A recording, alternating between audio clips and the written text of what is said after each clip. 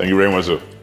Pleasure is mine. Thank you very much. As I said from the very first time I saw just the fact that Gally Cummings would have put his career and his autobiography, his story, on paper is something that I needed to get my hands on, and I wanted to read and sit down and read. So as soon as I read it, Gally, and I assess everything, I will let you know. I will do a nice little review of what I read, because this is history that part of the history I lived.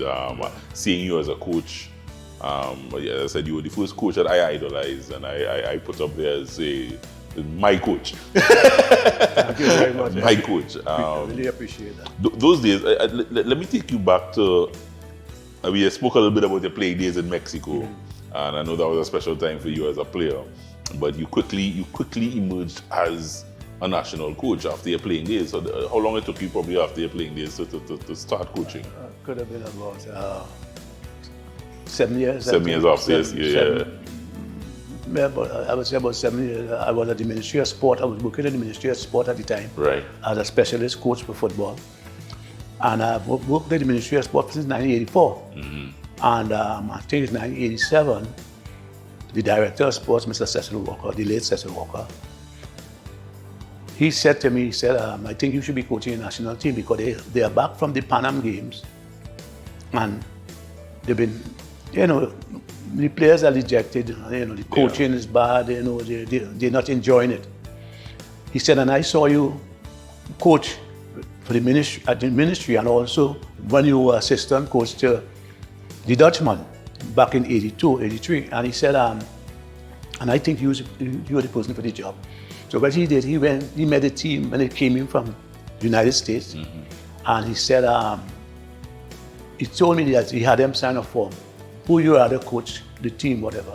And they all decided, oh, we're going to go with Gally. With Gally. And it took me, I think, about 1 week for a return game. And what the kind of encouragement I got is after the game at the Oval, we played against the US. I think the US were like beating us all kind of 6-2. So let me take you back to that, because I remember, as always, when every World Cup qualifying campaign that comes around, I've seen a lot over over the last 2 to 3 decades. But I remember that was the first one as a boy I was experiencing, and I remember Gally 6-0, 7-0. 5-0. I said this team getting licks. And then as I continued to follow, it went down to 2-0 and 3-0 and 1, and then we began drawing games. That's it. Yeah, there was a group of local players that I say, wait, this team, and I start. That's when I really as a young football fan, started to follow the fortunes of the team. That team you would have picked up, as I said, dejected team. Yeah. Group of local players. Some players wanted to quit football. Yeah. And what was amazing, how you turned it around? I found a system of play, a formation that suit our Kai-Soka soccer. Tell me about that, Gally. And the Kai-Soka soccer is like, I call it poetry in motion. We have different cultures and rhythms here, and Carnival depicts that. But we tend to believe that the only time we could come together with culture and rhythm is around Carnival time. No, that is embedded in us. Yeah. All I did is let the fellas be themselves within a proper structure and organization of team play, and put a formation that could highlight the individualism of the players. Because what I remember is like when I was assistant coach to the Dutch back in 82, I think it was 83, 84, he was talking about playing a 4-4-2 system and pushing up the player offside formation. And I said, Trinidadians go to sleep. So you can't play offside because somebody's going to leave somebody onside. And because I was able to understand what he was doing and how it could work with our people. Because a coach will come here from Germany or he might come from Holland. But what he's doing in those is different to what he needs to do here. Yeah. So I just took the fellas and I decided this is where we're going to play, because what they were playing, I couldn't understand, because the Americans and whoever we were playing against back then, the Costa Ricans, They were beating us at our game, but when I decided to play, and what I played, and I could quite easily say it now because the Football Association don't seem to understand why I was playing at it. I was playing at 2-3-2-3. 2-3. 2-3. 2-3. I'll explain it to you so you'll know the characters in the structure. I used to have Clayton Morris and Dexter Francis as withdrawn stoppers. Right. And to the sides of them were Brian Williams and Marvin Foster. And in the middle of them was Kerry Jameson. And in front of Kerry Jameson was Hudson Charles and Latapy. Right. And that was the three across, right. Jameson and Williams and Foster, and then the two in front, which is Hudson Charles and Latapy, and then three in front of them, which were Lewis, Philbert Jones, and Dwight York. Also, what I did is a lot of fellows know we are not from England. Yeah. We're not from Germany. We are from Trinidad and Tobago. No, we're not saying that we can't do some of the things that they're doing elsewhere, but I would say 80% of what we're doing is supposed to be about us. How much success, how much of the success you thought you had with the team was because of that? Was because that you were able to merge the culture, who a Trinbagonian is, with the football? How much of the success you thought you had? To be quite honest with you, I would say at least 99%. You're serious? Yeah, because you know what was amazing? When I initiated that structure, that formation, first game, we got about 5-6 chances from this team who we couldn't even get one chance before. And after the game, I had about 4 or 5 people who called me at home to tell me, hey, stay with that team. You know what? You know when I noticed we playing good football? When I remember against Honduras in the Oval, the first World Cup game, Dwight York got his first opportunity as a youth, 16 years old, on the strike squad. And I remember doing a substitution with Anton Corley, taking him off in the second half and bringing on Dwight York.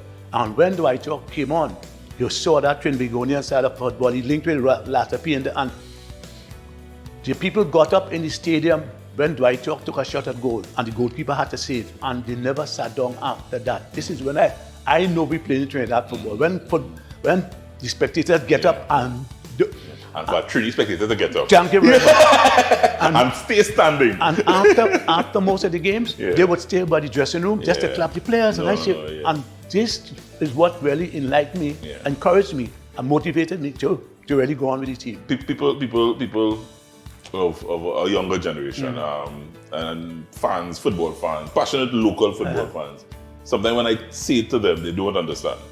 So the heights that we reached when we went to the World Cup in 2000, that the Soca Warriors, was fantastic, and that will be fantastic. Yeah. But in my experience as a football fan in Trinidad and Tobago, I never felt, it was like a drug, I never felt how I felt back in 1989 ever again. People tell me that I am told, people tell me that every day. Yeah, I never. You know what's amazing is that I went to a vegetable market in Chogwana to buy some stuff on Saturday morning, and a lady brought her daughter up. The daughter could be about 15, 16 years, and she said, "Look, the man on the video. Remember the video? We have a good thing going by Lancelot Lane. We have a good thing going." Well, and she was like, because I ain't no singer, but the first time I was on tape singing something. But what was amazing about that video is that I remember we played Costa Rica in the Oval and we tied 1-1. Yeah. And this guy came in the pavilion with a placard saying, if Gally wanted to talk about culture, line with Peter Minchell and them. People were ignorant of the fact. One guy said, if he wanted, I was talking about experimenting with players, and he was saying, but experimenting, like Gally working career. So this is kind of ignorance you were getting from people because they didn't understand. And then Lancelot came and he knocked the door and he said, Gally, I know him personally, and he said, I want to talk to you. And he said to me, he said, listen, we have to take that and spread it to the people because you're on the right track. But they don't understand what you're doing. So we have to get a video in place to connect it what you're saying to the people. To the people. We sat down. A matter of fact, he started the video at my home and in Chogwana, and we went to the team. And I remember I was at a Forest Reserve training just after we had a practice session, and this fella said, come, the video on TV. For the first time I saw it, and I know they did the filming and stuff. And the way the people in the little bar at Forest Reserve reacted, people are getting up and clapping. Ding, ding, ding, ding, ding. That's it. Yeah. Ding, ding, ding, ding. And that helped a lot. So it was us. It was us. Who we are. Yeah, and but what was nice about the team is that I use the same players. Give me the essence of the autobiography. As you said, it is 60 years of history. Football history. Of TNT's football. But, give me the essence of the book. I think the essence of the book is that it started when I was about 5 years old. I was living at the corner of Melvin Lane and Donald Street, a stone throw away from the Queen's Park Savannah. At that time, it was the Port of Spain Football League, POSFL, and the grandstand was the mecca of football back in the day. And as a child, I used to hear this roar from the crowd in my backyard, at home, and also drove for people to be going up to the Queen's Park Savannah after the game. So down Donald Street, and it was like a freeway after games and stuff. And plus, I lived in an area where, opposite where I live, Peter Minchell and his brother lived. His elder brother was Marcus Minchell. He was a goalkeeper for Shamrock, who played in the Port of Spain League.